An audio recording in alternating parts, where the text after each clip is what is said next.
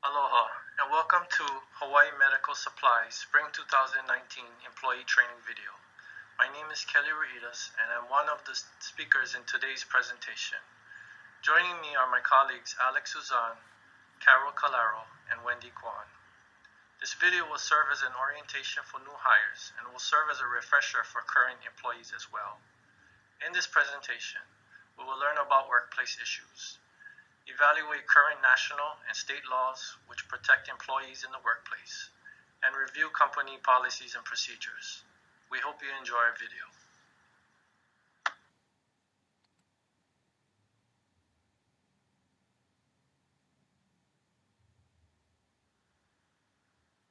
Health and well-being can refer to the actual physical health of workers.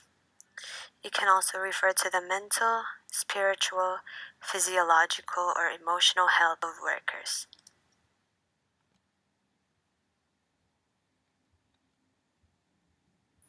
Some of the most common workplace issues are dangerous work setting, personality traits such as locus of control, and work-related stress. Why do these issues occur? It could be because of poor management, lack of support systems, or lack of self-care. Impact on the employees would be physical, psychological, physiological, emotional, and spiritual consequences. Why is employee health and wellness significant? That is to improve health-related quality of life and well-being for all individuals.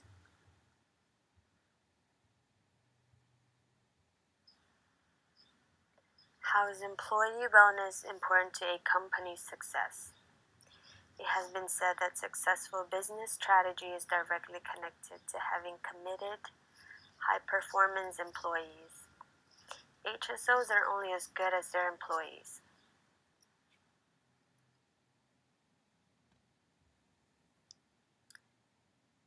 Because the success of a company is highly dependent by their employees' effectiveness and efficiency, employee health and well-being is something that should be valued. Legislation designed to protect employees. We would like to inform you about the current national and state laws surrounding the employee wellness programs.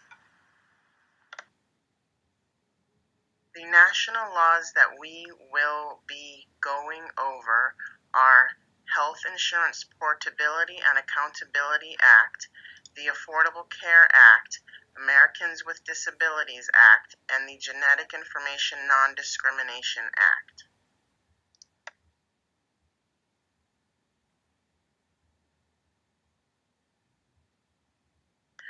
For the Health Insurance Portability and Accountability Act, also known as HIPAA, and the Affordable Care Act, also known as the ACA, a wellness program that is part of an existing group health plan, such as an offering that is included in a company's major medical plan, will be considered a group health plan, as will a stand-alone program that provides or pays for health benefits.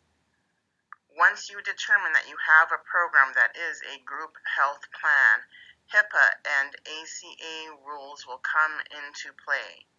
HIPAA rules governing wellness programs are quite flexible and permit creative program design. However, keep in mind that some types of wellness programs, like those that require an employee to satisfy a certain result related to a health factor in order to obtain an award, will be subject to more requirements under the HIPAA ACA rules than others.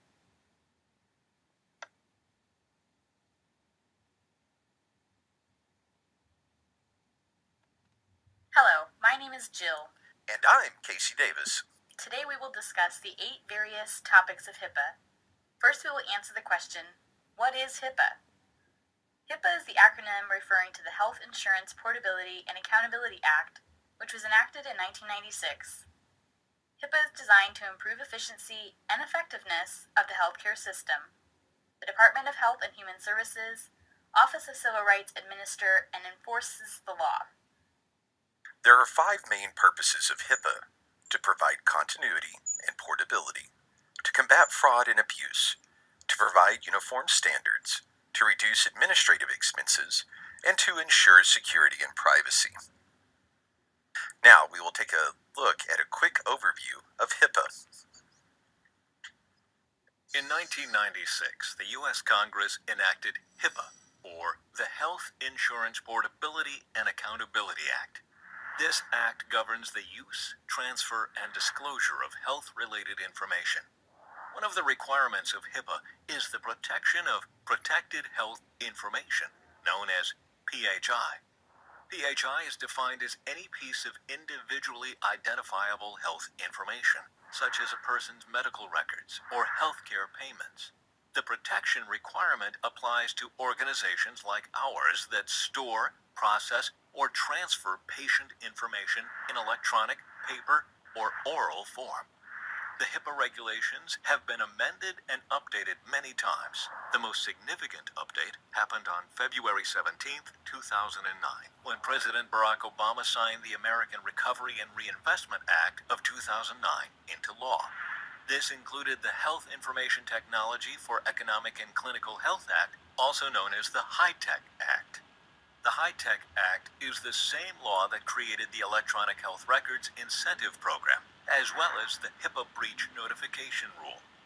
The Breach Notification Rule requires that covered entities and business associates must provide notification of a breach to affected individuals, the Secretary of the U.S. Department of Health and Human Services, and, in certain circumstances, the media. Safeguarding PHI is an important regulatory requirement for organizations like ours. In the video Data Security, you learned steps for protecting sensitive information. The same steps apply to protecting PHI. However, there are some additional steps that apply when you handle PHI. Only share patient data with authorized personnel who have a need to know. You must obtain the individual's written authorization for any use or disclosure of PHI that is not for direct care or treatment. A central aspect of HIPAA is the principle of minimum necessary use and disclosure. You must make reasonable efforts to use, disclose, and request only the minimum amount of PHI needed to accomplish the intended purpose of the use, disclosure, or request. In addition to these regulations, there are other healthcare regulatory groups who produce information security guidelines to protect patient privacy and safety.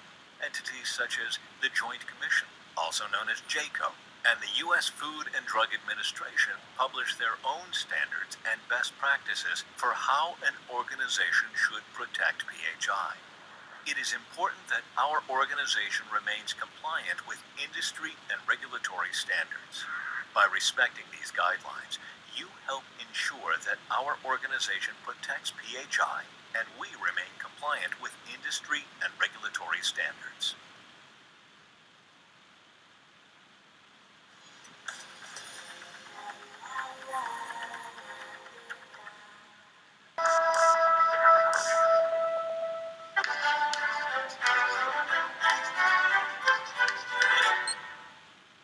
Hey everybody, it's me, Ben, and today's question is specific to the United States. How does the Affordable Care Act work, and what does it do? Although its full name is the Patient Protection and Affordable Care Act, you've probably heard it just called the Affordable Care Act or Obamacare or the ACA. It's called Obamacare because President Barack Obama signed it into law on March 23rd, 2010. But what does it actually do? Let's look at the basics. Healthcare in the United States has some serious long-term issues. First, there are millions of uninsured people. Second, people who do have insurance tend to pay more for it than they would in other comparable countries. The ACA aims to fix these issues by making affordable healthcare available to more Americans. I mean, that's a good idea, right?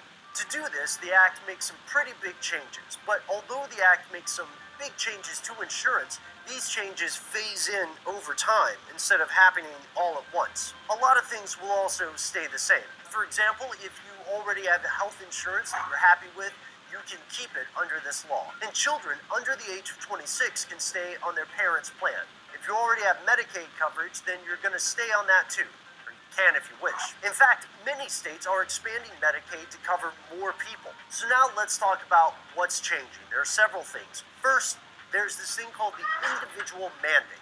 Most Americans will be required to have some form of health insurance. This is a sweeping change for a country with an estimated 30 million uninsured residents. But how do you enforce something like that? By 2014, everyone without health insurance will need to pay a small fee. During that year, for instance, the fee is going to be $95 per adult, $47.50 per child. The maximum a family will pay in 2014 is $285.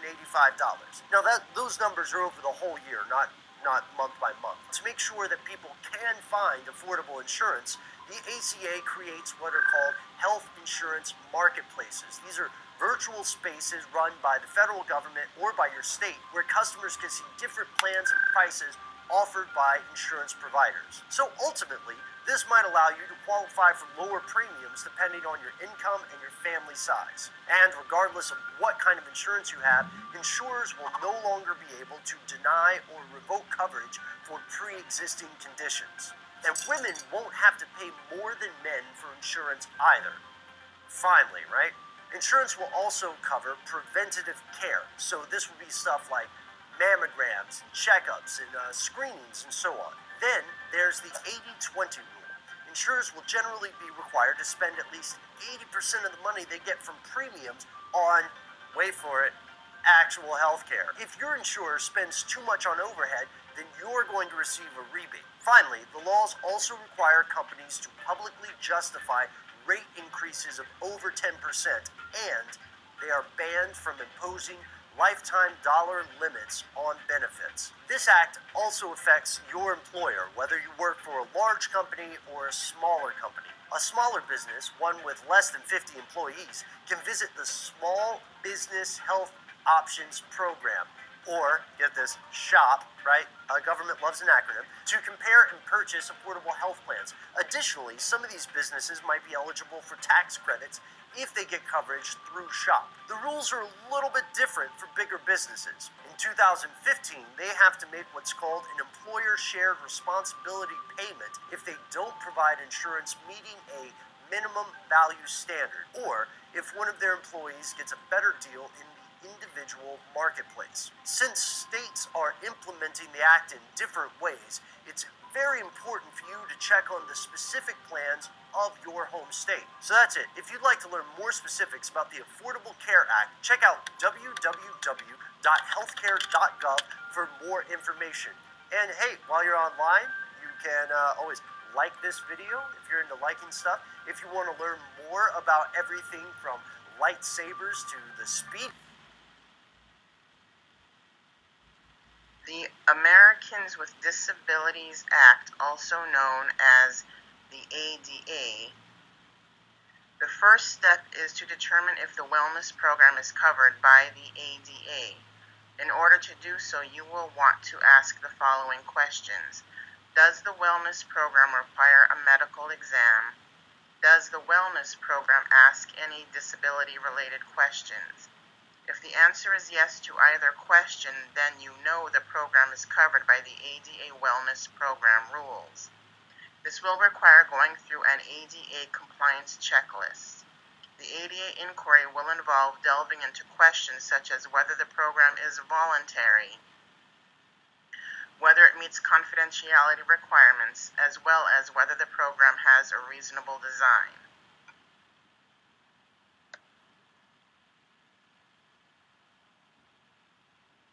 The Genetic Information Non-Discrimination Act, also known as GINA. Does the wellness program ask for information about the employees or employees' spouses, families, medical history, or about any of their genetic information? If the program addresses genetic information, then GINA wellness program rules need to be considered.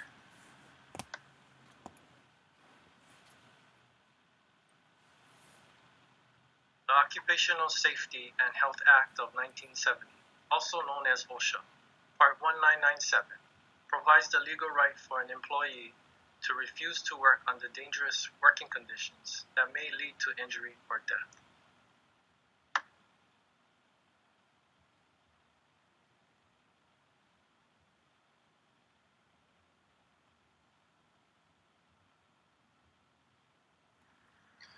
The Hawaii Workers' Compensation Law in Hawaii Revised Statutes, Chapter 386-95, provides that employers are required to file an accident report within 7 days of the incident.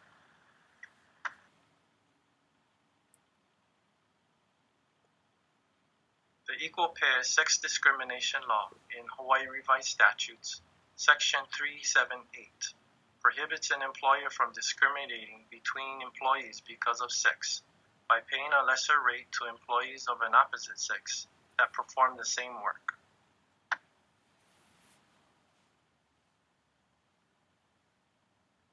The Family and Medical Leave Act, also known as FMLA, provides an employee up to 12 weeks of unpaid, job-protective leave to eligible employees for the birth or adoption of a child or for the serious illness of the employee or a spouse, child, or parent.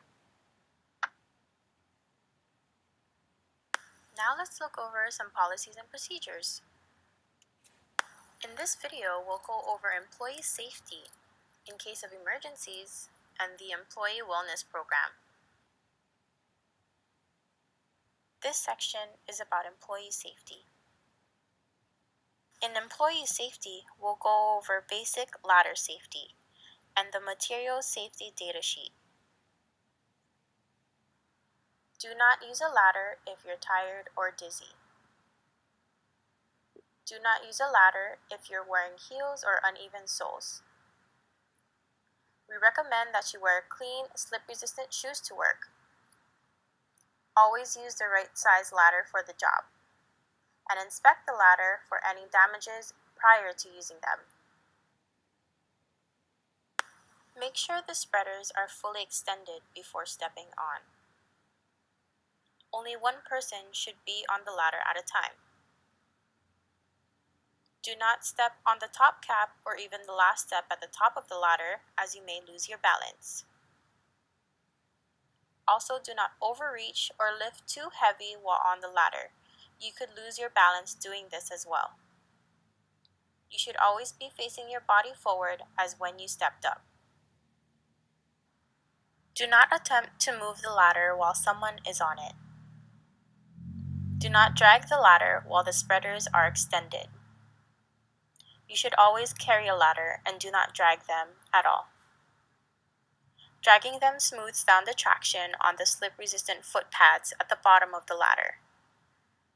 After using the ladder, put it back in its designated area strapped down. If you don't know what a safety data sheet is or need a refresher, then pay attention to this slide. The safety data sheet is a document used to provide procedures for safely handling or working with a particular substance. Safety data sheets helps to keep you informed about substances and aids in emergency situations when you need it. Now let's move on to in case of emergencies. In this section, we'll go over what to do during hazards and spills, where the first aid and medical emergencies kits are located at, and what to do in case of a fire. In the case of hazards and spills, we do have 2 eye wash stations and an emergency shower placed near and across the restrooms within the warehouse unit of the building. For your convenience and privacy, we also have other showers located in the locker rooms on the 2nd floor of the building. Don't forget to please clean up spills in a timely manner. Utilize wet floor signs to indicate when an area is wet and may be prone to slipping. First aid kits are located on every floor. Emergency CPR respiration kits are located on every floor on the wall of main hallways. EpiPens are there for allergic reactions. Burn kits, in the case of fire, are also available. Fire escape plans are posted on every floor, near restrooms and stairs, in break rooms, and near the fire extinguishers. Please take the time to study the routes at different locations of the building. In case of fire, do not use elevators. Look for lit exit signs for your way out. Call 911 immediately. This is a step-by-step guide on how to use a fire extinguisher. You're going to want to use the PASS technique as described here. This guide is also printed and posted next to the fire escape routes. Please familiarize yourself with this technique on your downtime. Now let's move on to employee wellness. What is the company's greatest asset? You, the employees.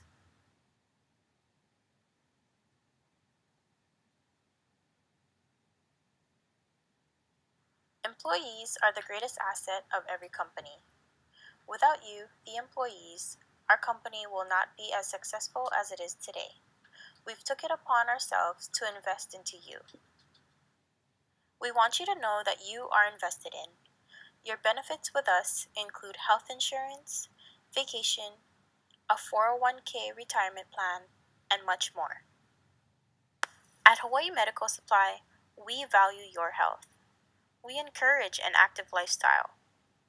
We waive your fees if you want to participate in the Great Aloha Run. We are a part of the district-wide intramural sports teams. And we also have company biking and running clubs. We care about a healthy you. We provide a fruit and salad bar in the dining area every 2 weeks. We have smoke-free zones and designated smoking areas. If you are ever interested in quitting smoking, we do have a program for that covered in our insurance. Our wellness program includes partnerships with local gyms for free or discounted membership fees, discounts at major health food shops, and corporate rates with several therapist and chiropractic offices. We'd also like to take the time to offer a helping hand to those who may need it. Domestic violence is a serious issue and may be difficult to get out of personally. At Hawaii Medical Supply, we are here to help. Please give a call to the number on your screen if you or someone you know needs help. You are not alone. Together we can get through this. At the end of the day, we love to have fun. Please join us in one of our many company events. Our administrative staff and management team appreciates your honest feedback. We encourage you to give some in any of these ways. We can also set up confidential individual meetings with your floor manager to voice your concerns privately. Help us to help you. And that brings us to the end of our presentation. Let me give you a recap of what we talked about. We went over policies and procedures, legislation designed to protect employees, and concerns in the workplace.